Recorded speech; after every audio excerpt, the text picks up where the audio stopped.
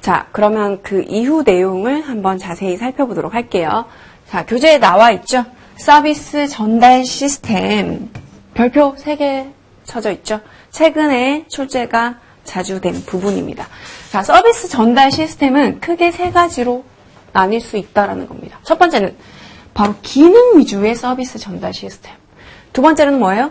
고객화 위주의 서비스 전달 시스템. 세 번째로는 프로젝트 위주의 서비스 전달 시스템으로 크게 구분할 수 있다라는 건데요. 시험 문제 어떻게 출제가 되냐.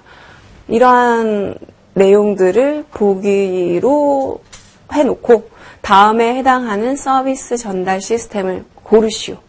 이런 식으로 출제가 된다는 겁니다. 자, 그러면 개념을 여러분들께서는 정확하게 숙지하시는 게 중요하겠죠.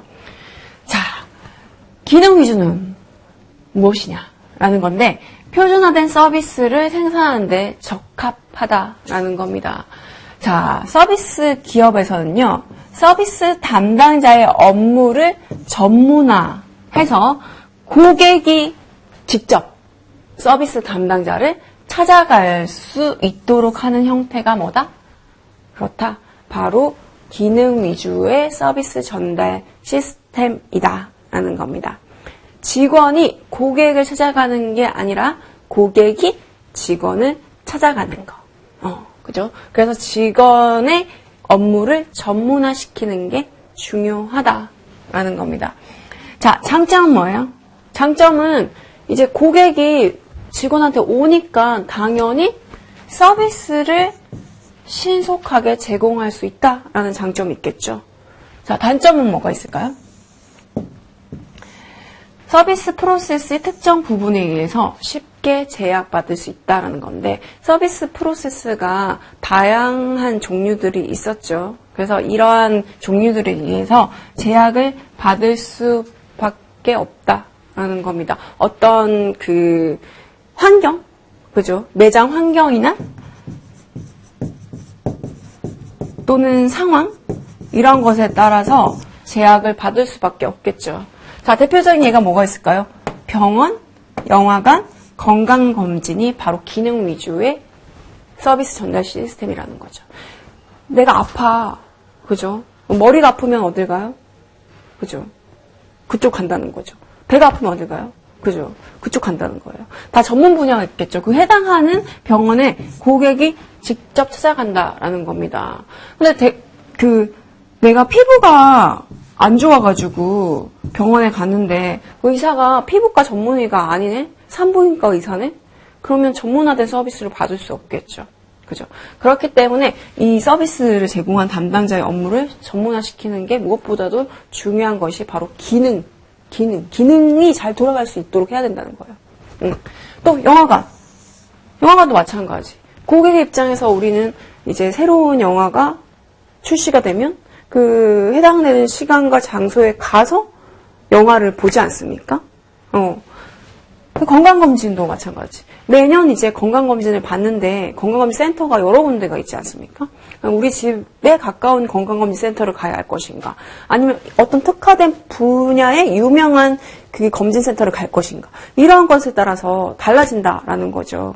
고객이 찾아가는 그런 것들을 바로 기능 위주의 서비스 전달 시스템이라고 얘기를 한다라고 보시면 될 것 같고, 고객화 위주의 서비스 전달 시스템은 뭐냐? 말 그대로 고객한테 맞추는 거예요. 고객 니즈가 다 다르지 않습니까?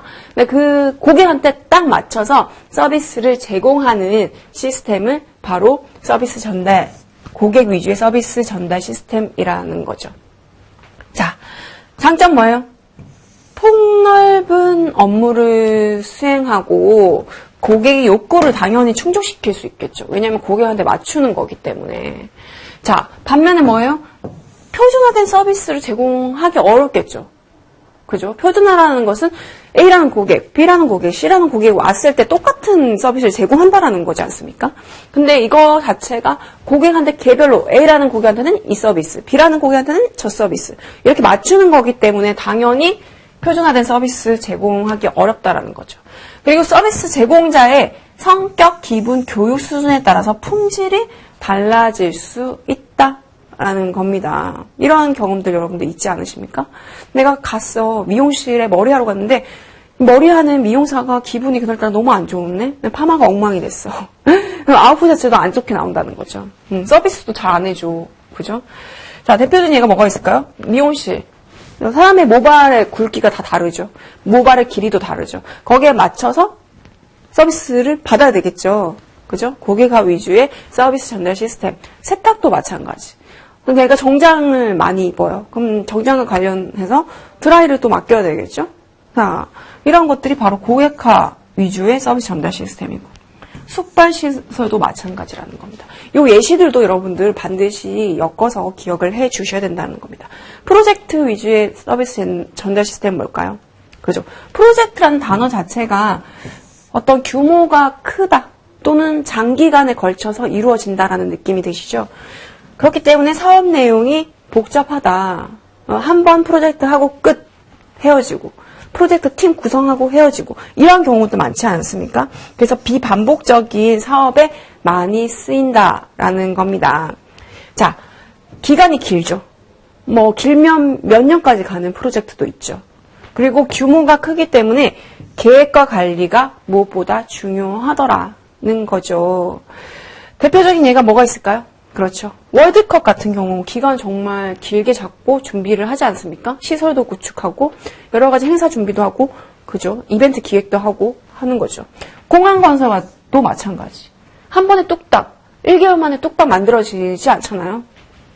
경영 컨설팅도 장기간에 걸쳐서 컨설팅을 진행을 하는 경우가 많더라. 그래서 이러한 것들이 바로 프로젝트 위주의 서비스 전달 시스템이더라. 요 세 가지 꼭 구분해서 이해하고 넘어가셔야 된다는 거죠. 자, 서비스 구매 과정에 따른 관리를 한번 살펴보면요. 서비스 구매 과정은 크게 세 가지로 나뉜다. 우리 한국 사람들 3회 법칙 좋아한다라고 했죠? 자, 구분도 세 가지. 어떻게? 구매하기 전, 비포, 대기 관리 단계, 구매하는 접점, 그 순간, MOT, 그리고 구매 후의 과정으로 나뉜다라고 이해를 해주시면 좋을 것 같습니다. 자, 구매 전 과정을 살펴보면요. 고객의 대기 시간이 당연히 길면 기업에 대해서 당연히 부정적인 경험을 갖게 되겠죠. 그래서 기업의 입장에서는 대기 관리를 어떻게 할 것인가가 중요한 포인트가 된다라는 겁니다. 그래서 대기 시간 관리를 잘 하게 된다면 당연히 고객 만족을 줄 수 있고 고객 만족은 곧 그죠? 충성 고객, 재구매로 이루어질 수 있다. 또는 구전 효과도 발휘할 수 있다라는 겁니다. 자, 어렵지 않으시죠? 자, 구매 전 과정을 한번 살펴보면요. 요 학자 여러분들 꼭 기억을 하셔야 됩니다. 자, 데이비드 마이스터의 대기 시간에 영향을 주는 통제 요인이 있더라라고 얘기한 학자가 누구? 데이비드 마이스터입니다. 자, 시험에 출제되면 여러분들은 이 학자를 고를 수 있어야 된다. 누구? 데이비드 마이스터. 대기 시간에 영향을 주는 통제 요인. 자, 크게 세 가지로 구분을 할 수 있습니다. 첫 번째로는 기업이 완전히 대기 시간을 통제를 하는 거예요. 그래서 완전 통제 요인이라고 얘기를 하고요. 기업이 완전은 아니지만, 다는 아니지만 어떤 한 일부분을 통제를 하는 거, 대기 시간을. 그걸 부분 통제 요인이라고 하고요. 마지막으로는 기업이 통제할 수 없어. 대신 고객이 통제하세요. 고객의 통제 요인 이렇게 세 가지로 구분할 수 있더라는 겁니다. 이 구분도 기억을 꼭 해주세요. 그러면 이 각각의 요인들은 어떤 것들이 해당이 될까 살펴보면요. 기업이 완전히 대기 시간을 통제할 수 있는 거, 그 관리를 통제할 수 있는 거 뭐가 있을까요? 기업 자체에서 공정하게 대기 시간을 부여하는 거예요. 그죠? 빨리 온 고객을 더 빨리 응대를 해야 되잖아요. 그죠? 늦게 온 고객은 그 빨리 온 고객보다 늦게 안내를 하고, 그건 당연한 거죠. 그리고 그 고객마다의 대기 시간을 5분이면 5분, 10분이면 10분 동일하게 주는 것도 바로 공정한 대기 시간에 해당이 될 수 있겠죠. 그리고 대기 시간, 편안한 대기 시간을 주는 거예요. 이건 뭘 얘기하냐. 그 대기를 하긴 해야 되는데 어떻게 하면 고객이 좀 더 편안하게 머무를 수 있을 것인가를 고민을 해야 된다는 겁니다. 그래서 보통 어떻게 하나요? 기업 내에서는 그 대기 의자를 또 마련을 해놓고 그냥 의자만 있으면 고객이 기다릴 때 지루해 하시니까 잡지라든지 태블릿 PC라든지 뭐 음식 제공을 한다든지 음료수 제공을 한다든지 이렇게 해서 시간을 통제를 한다는 거죠. 자, 확실하게 인지된 대기 시간 뭐예요? 직원이 얘기를 하죠. 고객님, 지금 대기하시는 고객분들이 한 3팀 계신데요. 지금 기다리시는데 한 5분 정도 소요될 것 같습니다. 괜찮으시겠습니까? 그럼 고객은 어떤 생각을 하시나요? 그래, 나 5분 기다릴 수 있어. 그러면 직원이 시간을 알려주지 않는 것보다는 훨씬 더 체감 시간이 짧게 느껴질 수 있다는 겁니다. 이것도 기업이 완전히 통제를 하는 그런 요인에 해당이 된다라는 겁니다. 그리고 서비스의 자연스러운 발생 순서, 단계에 따른 대기 시간이라는 거죠. 단계별로 이렇게 구축을 하게 된다면 고객이 1단계에서 이런 경험을 하고 2단계에서 저런 경험을 하고 이렇게 자연스럽게 단계를 만들게 된다면 대기 시간 자체도 완벽하게 기업이 통제를 할 수 있다라는 겁니다. 자, 기업의 부분 통제 요인은 말 그대로 부분만 통제를 하는 겁니다. 말 그대로 있죠. 점유를 하거나 또는 점유를 하지 않는 대기 시간을 얘기를 한다. 자, 불만 대기 시간도 마찬가지. 불만족하거나 아니면 만족하거나. 그죠? 이 고객의 기분, 이번 상태에 따라서 대기 시간 자체도 달라질 수 있겠죠. 자, 불만 고객이 있어. 그럼 대기 시간을 전혀 없게 한다라든지, 이러한 것들도 기업의 부분 통제 요인이 될 수가 있겠죠. 자, 고객의 통제 요인은 뭐가 있을 수 있을까요? 말 그대로 고객이 컨트롤하는 거예요. 자, 혼자 갔을 때와 친구 여럿이 갔을 때 대기 시간, 내가 받아들일 수 있는 대기 시간 달라질 수 있겠죠. 혼자 가면 얘기할 사람도 없고 심심해. 그러면 5분 기다리는 것도 1시간 기다리는 것 같다는 느낌이 들지만 친구들이랑 같이 이야기 나누면서 수다를 떨게 된다면 5분 기다리는 거 금세 가네. 그죠? 이렇게 컨트롤할 수 있다는 겁니다. 그리고 기다리는 시간의 가치 유무에 따른 대기 시간. 뭘까요? 그죠? 아이폰 같은 거 구매할 때 새로운 신상품 나오면 어떤가요? 여러분들 줄 서서 기다리지 않습니까? 또 그 전날 밤새서 기다리지 않습니까? BTS 콘서트 티켓 나왔어. 그런데 선착순으로 판매한대. 그러면 막 3일 전에 가서 기다리고 해도 나는 그만큼 가치가 있기 때문에 기다린다는 거죠. 그것도 고객이 통제를 하는 요인이 될 수 있다는 거죠. 그리고 현재 고객 태도에 따른 대기 시간. 이건 뭘 얘기를 할까요? 고객 태도가 내 기분이 너무 좋아. 그러면 오래 기다려도 오래 기다린 것 같지 않지만 내가 기분이 너무 나빠. 내가 오전에 남자친구 여자친구랑 싸우고 나왔어. 그럼 기분이 안 좋은 상태에서 기다리면 그 시간이 너무나 길고 짜증스럽게 느껴질 수밖에 없다라는 겁니다. 그게 바로 고객의 통제 요인이 해당이 된다라는 거죠. 자, 이 부분 시험에 많이 출제가 되는 부분이기 때문에 데이비드 마이스터의 대기 시간에 영향을 준 통제 요인 3가지 꼭 구분해서 기억을 해 주셔야 됩니다. 자, 다음 보도록 할게요. 대기 관리 방법입니다. 대기 관리 방법은 생산 관리 방법이 있더라는 겁니다. 생산 관리 방법은 뭐다? 기업의 입장에서 기업 서비스의 방법의 변화를 통해서 대기 시간을 줄여줄 수 있다라는 겁니다. 자, 기업에 어떻게 하나요? 예약 받죠.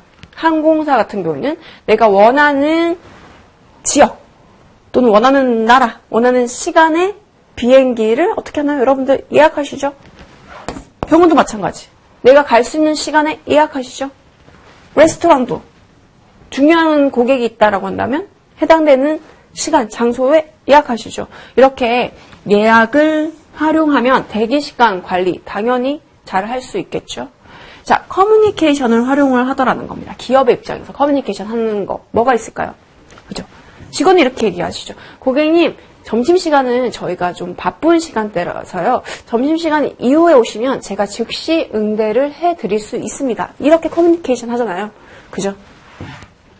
그리고 업무 프로세스. 고객님, 저희가 이거 업무 처리를 하는데 한 5분 정도 소요될 예정입니다. 이렇게 응대하시죠. 그죠? 이런 것들도 직원의 커뮤니케이션을 활용한 사례다라고 이해를 해주시면 될 것 같고, 공정한 대기 시스템을 구축하는 거. 예를 들면 번호표를 뽑아주시겠습니까? 번호표 오신 순서대로 응대해드리겠습니다. 이런 것들도 바로 공정한 대기 시스템에 해당이 된다. 대기선, 그죠? 어떤 매장에 가면 대기선이 이렇게 잘 구축되어 있죠. 그러한 것들도 시스템에 해당이 된다. 대안 제시는 뭐가 있을 수 있을까요? 직원이 응대를 빨리 할 수는 없지만 저희는 ARS 시스템을 제공하고 있습니다. 그래서 여러분들께서 급하시다면 ARS 시스템에 접속을 하셔서 즉시 이제 서비스를 받으실 수 있습니다. 또는 저희가 매장이 너무 바쁜데, 은행 내부가 너무 바쁜데 옆에 ATM 기기 이용하시면 바로 이용하실 수 있습니다. 자동이체, 인터넷 앱으로 접속하시면 자동이체 하시면 바로 처리할 수 있습니다. 인터넷으로 접속하시면 서비스 이용 가능하십니다. 이런 식으로 대안 제시를 할 수 있다라는 거죠. 자, 고객 인식 방법은 뭐가 있을까요? 고객이 느끼는 체감 시간을 줄여주는 방법이 될 수가 있겠죠. 자, 예를 들면 서비스를 시작한다라는 느낌을 제시를 해주면 당연히 체감 시간을 줄일 수 있다라는 겁니다. 도우미가 직접 안내를 해주거나 아니면 서비스 센터에 갔는데 접수를 대신 해주네? 그러면 나 지금 접수 대신 받았으니까 서비스 시작하는구나. 서비스 바로 받을 수 있겠구나. 이런 생각을 하죠. 그러한 것들도 체감 시간을 줄여주는 방법이 될 수 있겠고, 예상 대기 시간 안내. 자, 직원이 이렇게 얘기를 하죠. 고객님 지금 5분 정도 기다리셔야 되는데요. 라고 한다면 이 시간을 구체적으로 듣게 된다면 고객의 입장에서는 무작정 기다리는 게 아니라 내가 5분 동안만 기다리면 되겠구나 라고 해서 체감 시간을 줄일 수 있다라는 겁니다. 자, 고객 유형에 따른 대응을 한번 보면요. 그죠? 유형별로 응대하는 창구가 다른 데가 있죠. VIP 전용 창구 이런 거 보셨죠?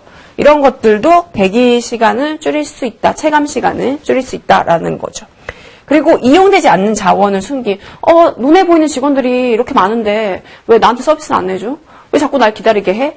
그럼 불만이 생길 수밖에 없다는 거죠. 그래서 고객한테 직접적으로 서비스를 해주지 않는 이제 인적 자원들, 직원들은 고객이 볼 수 없게 만드는 것도 중요하더라.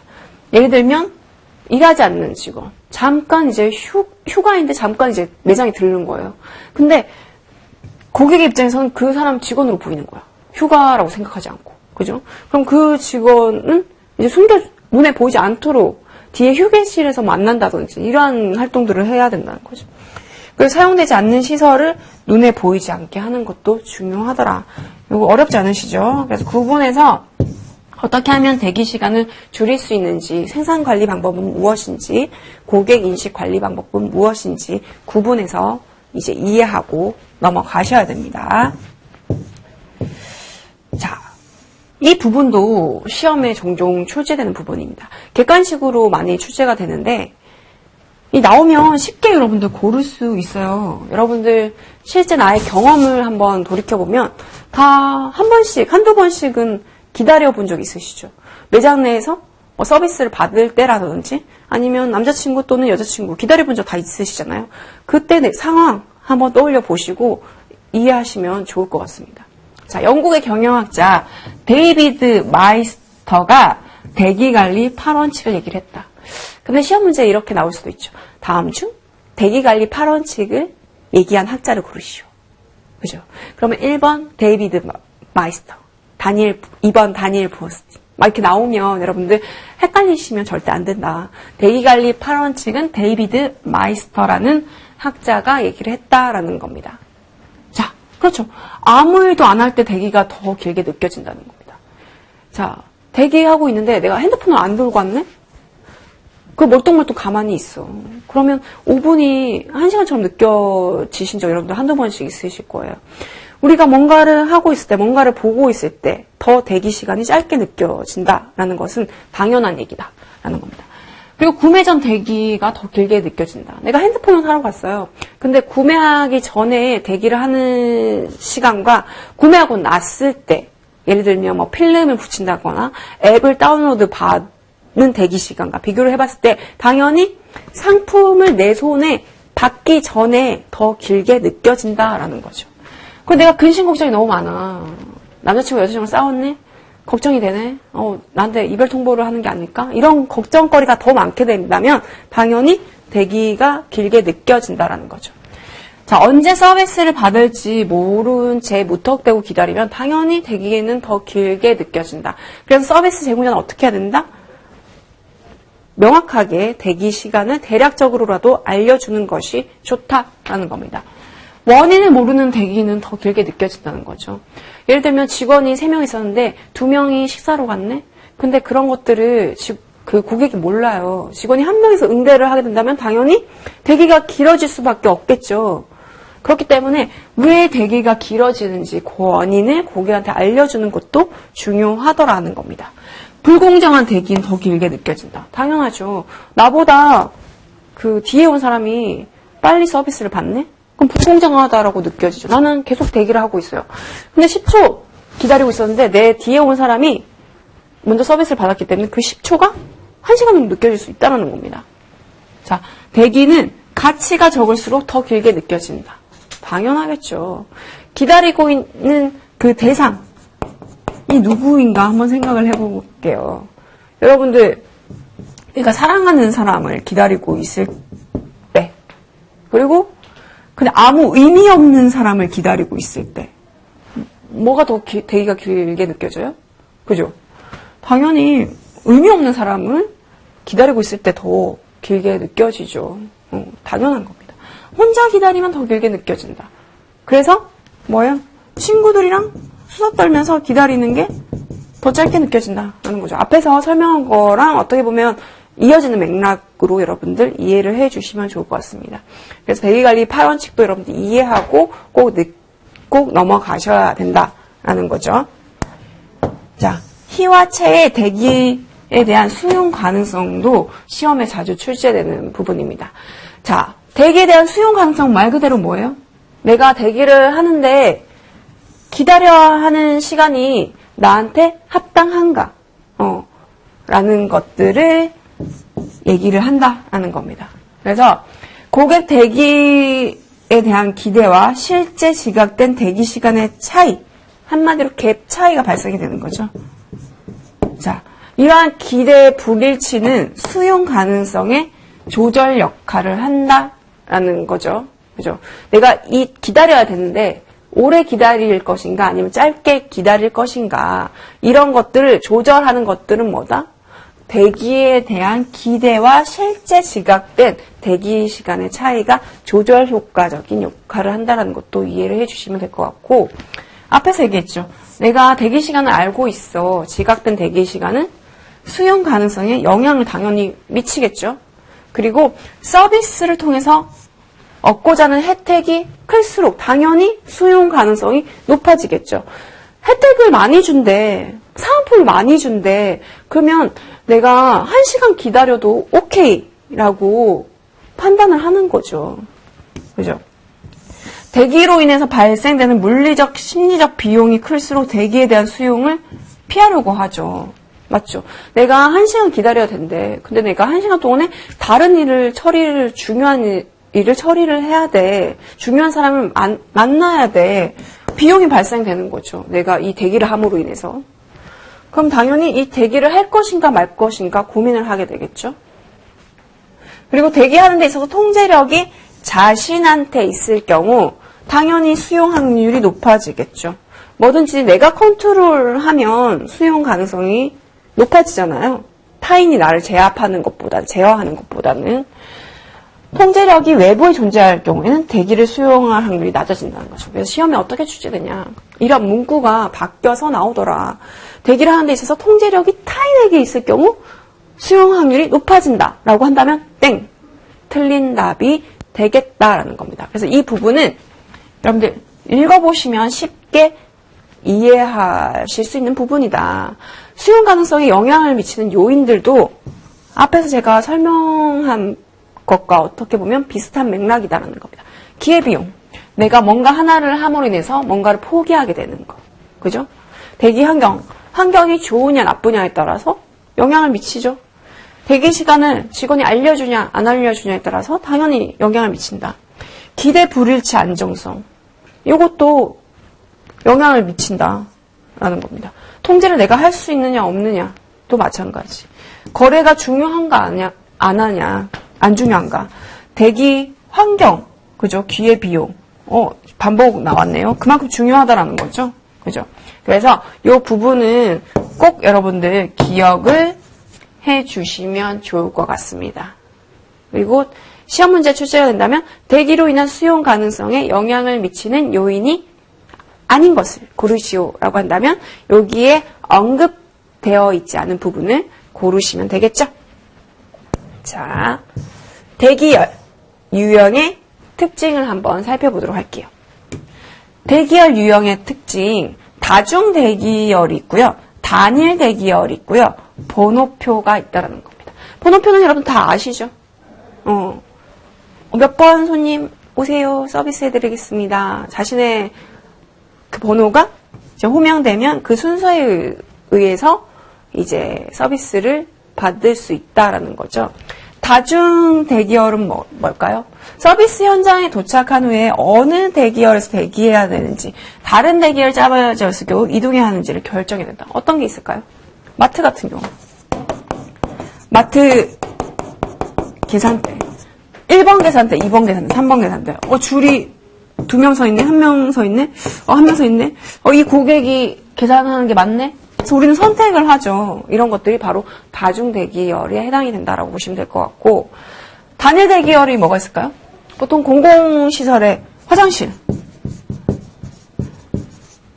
내가 로또에 잘 당첨되는 게 아니라 입구에서 딱 일렬로 서 있죠. 그러면 먼저 이제 나온 분은 거기에 맞춰서 들어가면 되고, 그 다음 문이 열리면 그 다음 사람이 맞춰서 들어가면 되고, 이런 것들이 바로 단일 대기열이기 때문에 공정성이 보장되더라. 그리고 내가 어느 대기열에 대기해야 될지 고민하지 않아도 되더라. 끼어들기 하지 않아도 되더라는 겁니다. 이렇게 해서 여러분들 이해만 하고 넘어가시면 좋을 것 같습니다. 자, 이 부분이 시험 문제 요즘에 출제가 자주 됐었다는 겁니다. 자, 대기 행렬 모형. 대기 행렬 모형. 별표 3개 치세요. 별표 3개. 그래서 고객이 매장에 도착해서 어떤 대기 행렬을 거치고 매장을 빠져나가느냐를 그림으로 표현을 한 겁니다. 그래서 이제 그림을 이제 그려놓고 다음에 해당하는 대기 시스템을 고르시오. 라고 출제가 된다는 거죠. 보면 헷갈려요. 그림을 한번 잘 볼까요? 다 똑같은 그림인 것 같아. 그죠? 어렵죠? 어렵지 않습니다. 여러분들은 어떻게 이해를 해주시면 되냐? 자, 단일 채널, 단일 단계 시스템, 그리고 단일 채널, 다중 단계 대기 시스템. 이 차이는 뭔 것 같아요? 다중 단계는 말 그대로 단계가 여러 개로 구분이 되어 있느냐는 겁니다. 자, 단일 채널. 다 일렬로 다 단일이죠. 단일. 일렬로. 그런데 요거는 뭐예요? 앞에 그림은 단계가 없네? 단계가 없기 때문에 뭐예요? 단일 단계 시스템이라고 얘기를 한다는 거죠. 자, 다중 단계 대기 시스템은 뭐예요? 단계가 있다라는 겁니다. 그림을 살펴볼까요? 앞에는 단계가 없었는데 요거는 단계가 1단계, 2단계로 구분이 되네. 그죠? 어렵지 않죠. 자, 다중 채널. 단일 단계. 시스템 뭐예요? 단일 단계니까 그림상에 단계가 없네. 하지만 다중 채널이네. 이렇게 다중, 여러 가지 채널로 구분을 할 수 있네. 라고 보시면 될 것 같습니다. 다중 채널, 다중 단계는 앞에는 다 일렬로 그림이 그려졌지만 지금은 다중 채널이네. 단계가 여러 개로 나뉘네. 그런데 이거는 채널이 두 개로 나뉘네. 그리고 이거는 단계가 또 여러 개로 구분이 되네. 그러면 다중단계다는 겁니다. 단일 채널은 뭐다? 그림이 일렬로 되어 있다. 그리고 단일 단계는 뭐다? 단계가 하나 있다. 다중 단계는 뭐다? 단계가 두 개 있다. 그리고 다중 채널은 뭐다? 여러 가지 채널이 있는데 단계가 하나 있느냐 아니면 여러 개 있느냐에 따라서 이런 식으로 명칭이 바뀌더라. 아시겠죠? 이해하고 이렇게 넘어가시면 될 것 같습니다. 자, 구매 과정과 관련한 것을 보면요. 그죠? MOT 관리를 할 수 있더라는 겁니다. MOT 뭔가요? 그죠? Moment of Truth. 진실의 순간. 발음 너무 안 좋죠? 이해하세요? 자, 진실의 순간은 고객이 직원을 만나는 그런 순간을 얘기하더라. 이런 여러 가지 순간들이 합쳐져서 서비스 전체에 대한 이미지를 평가 내리더라. 그래서 이런 여러 가지 접점들 중에서 한 순간만을 관리해서는 절대 안 된다. 여러 가지 순간들을 다 관리해야 된다라는 겁니다. 그리고 누구의 입장? 고객의 입장에서 항상 경청하는 자세가 필요하더라는 건데요. 서비스 접점은 서비스 환경에 의해서 직접적으로 당연히 대면하는 어떤 한 상호작용을 얘기를 한다라는 겁니다. 중요한 건 뭐다? 이분. 솔로몬 구트만 서비스 접점의 특성. 여러분들 별표 치시고요. 어떤 특성을 가지고 있냐? 당연히 상호관계가 일어나니까 일방적인 관계 아니죠. 양자 관계. 모든 고객과 서비스 제공자가 참여해야 된다. 그리고 상호작용 당연히 일어나야 된다. 인사를 잘하든지, 그죠? 인사를 했으면 받는다라든지. 그리고 제한성 뭐예요? 제공된 서비스에 따라서 당연히 제한을 받겠죠. 그리고 목표 지향성 뭐예요? 말 그대로 목표 지향적인 역할이 수행이 돼야 된다. 직원들마다 각각의 목표가 있지 않습니까? 누구는 캐셔 전 목표, 계산을 정확하게 하는 거. 누구는 서빙을 잘하는 거. 레스토랑이라고 한다면 그런 목표들이 있지 않습니까? 그래서 이런 목표 지향적인 역할 수행이 돼야 된다. 그리고 정보 교환이 잘 일어나야 된다라고 여러분들 각각의 요소들도 이해하고 꼭 넘어가셔라는 겁니다. 그리고 쇼스타카 솔로몬 이 학자들도 꼭 기억을 해주세요. 쇼스타카 솔로몬도 서비스 접점의 유형은 원격 접점이 있더라. 원격 접점 말 그대로 뭐예요? 인적 접점 없이 멀리 떨어져서 서비스를 받는 거. 전화 접점 뭐예요? 그죠?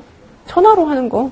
그리고 대면 접점은 1대 면대면으로 하는 거. 이렇게 접점이 구분되더라는 것도 여러분들 이해하고 넘어가시면 시험 문제에 나오더라도 그다지 어렵지 않다라고 이해를 해주시면 될 것 같습니다. 여기까지 하고 이후부터는 구매 후 과정에 대해서 우리가 자세히 한번 살펴보도록 하겠습니다. 고생 많으셨습니다.